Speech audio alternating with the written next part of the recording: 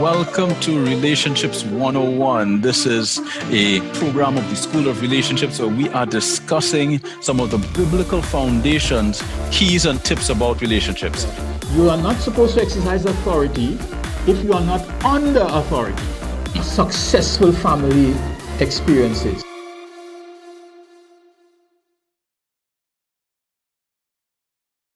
My name is Dexter Davis, and I'm here today with Pastor Douglas Gibson. Pastor Dougie, welcome in. How are you doing? Well, we're having a great time, Dexter, sharing some really powerful principles, and I hope people are really being encouraged and empowered to do this right. Yes. All right. And, in the School of Relationships, that is one of the things that we want to do. One of the taglines that we have for the School of Relationships is, of course, that we are taking the mystery out of relationships.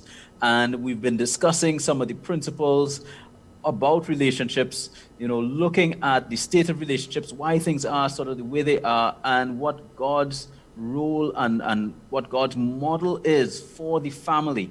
And the last time we had a really interesting discussion, looking at that scripture in Ephesians chapter 5, 23 to 33, and a couple other scriptures about the role of the husband and the wife in the family.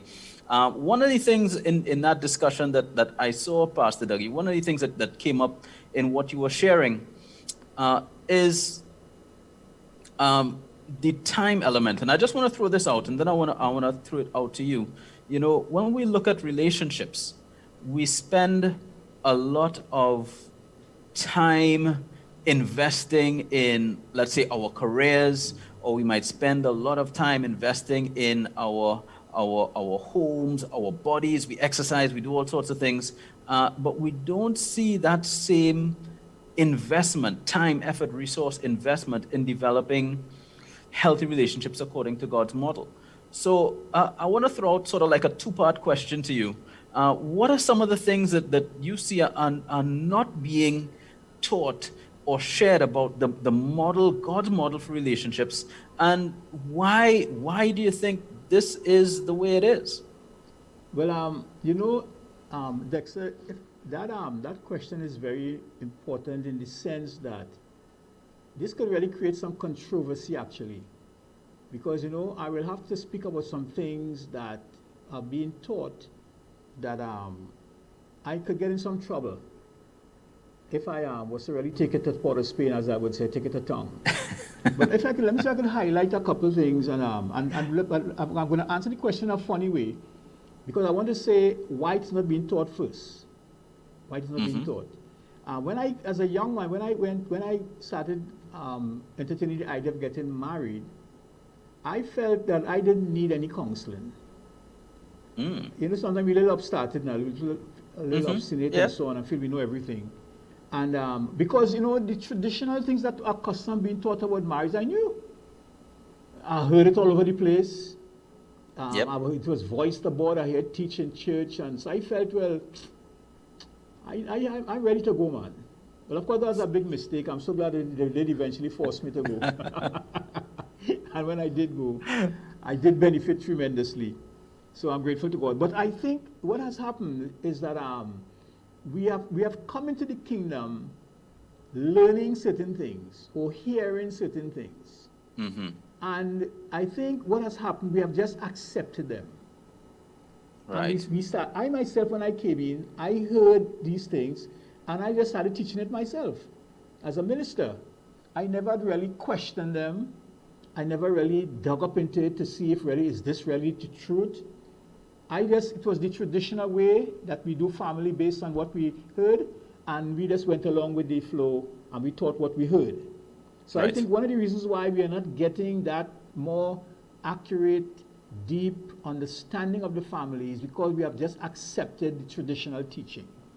And we just run with it.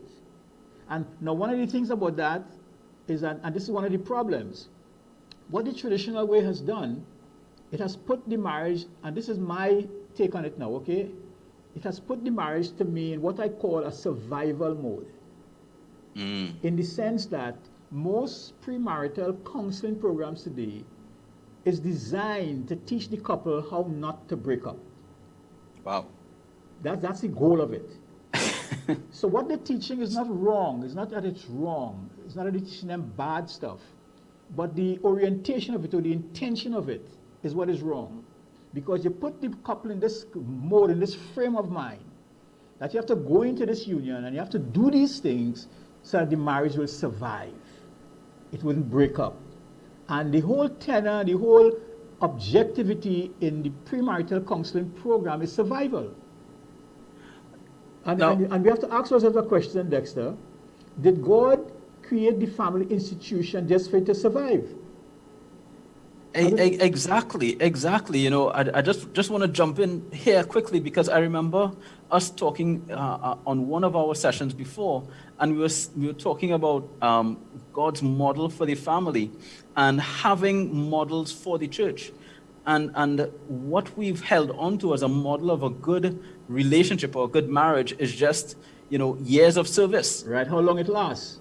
Yeah, how long it lasts. That's but right. but there's that's just it. You know, there's no sense of, all right, well, how has it lasted? You know, are people fulfilled? Are they fulfilling God's purpose in the marriage? There's no sense of that. It's just bare survival. You've lasted 10 years, 20 years, 50 years, then we celebrate that. But you know, have you really modeled what a husband is supposed to be, what a wife is supposed to be, what a father is supposed to be? So that is one of the things that we are talking about. That to me is why what I would consider the truth isn't taught, because we have accepted that a successful family is a family that didn't break up.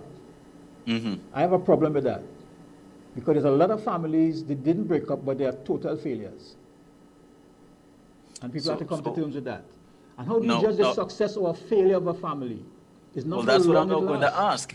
If you're saying it's a failure, what are you using as your the intent it was created for? That is the thing, and maybe we don't even know what that intent is. So that's one of the challenges today in terms of what is being taught that I think is a problem, that couples go into marriage with that survival mentality, and it's all about us not breaking up. So they have to walk on pins and needles, they have to be careful, they have to do everything right. And then there's this kind of literature around, and again, I'm not knocking these things. I want to say this very carefully so people don't get misunderstand what I'm saying. There are the 10 things that the man need, and the 10 things that the lady need. And the idea is apparently is conveyed that if you don't deliver on these 10 things, the family is going to fail. You understand me? So that you have to be careful and make sure you meet all these requirements. Because if you don't, you're going to have problem in the union. Now again, there is some air of truth to that. But you see, I don't know if I could hinge my family on my wife doing everything I need. I don't know if I could hinge the success of my family on me depending on my wife to do everything I need, and for her to, I must do everything that she needs. You understand the point I'm making? Correct, so that's another issue. And again, the orientation of it is for the survival of the union. Okay? Let me give another thing. We spoke about the issue of submission just now, and I made the point that submission is not taught to the male. Sometimes we tell them because we must submit one to another, but the submission of the male is more than him just submitting one to another. It's understanding he has a head too, to which he must be submitted to also, which is not taught. So that's another issue to me. Men going to the thing thinking I'm the head and I'm in charge, and what I say goes. God made me the head, I'm in charge, and they don't go in there knowing that, listen, you have a head also. And so you must be in submission, and as a matter of fact, it is my submission to Christ that qualifies me for the submission of a woman. We have a principle we always taught, and I've heard it over and over. You are not supposed to exercise authority if you are not under authority. So for a man to have the submission of a woman, he must be under authority. Wow, that is a big one there that is not being taught effectively, and many men don't know that they have a role of submission in the family also. Okay, I don't know if I have time to go any further with this. Well, I want to pick it up again, but there's just one more thing that I want to share, and we wrap it up, because this is one of the key things of the School of Relationships, you know, to be able to bring us back to God's intent, to bring us back to God's intent. So hang on to that, Pastor. We're gonna have another discussion. Okay. But what I want to say, you know, I know this, I don't know if this originated from Miles Monroe, but it was a saying that was popularized by him, or at least I know it from him, that, when the purpose of a thing is not known, abuse is inevitable. That's right. And from what you've described there, I think that really sums up a lot of what is going on in families where we have made survival the purpose, but survival was never God's purpose. That's right. Survival was not God's purpose for the family. So because we've acted and with even an ignorance of God's purpose, we've now abused the institution. So the institution is not resembling what God planned.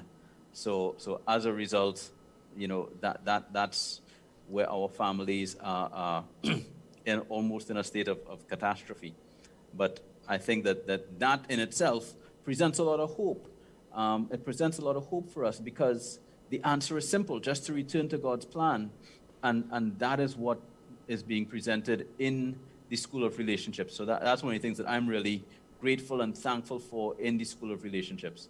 So we do have School of Relationships cycles running all the time. The information, the contact information is there. It'll be there on the screen as we wrap up our discussion. So just want to say thanks again to Pastor Dougie. Thanks again for breaking this down, helping us see what's going on, and helping us see the light at the end of the tunnel, that we can have hope for our families, hope for relationships, because of what the model that God has established, and if we could just return to that model. So thanks again, and we look forward to speaking with you again soon.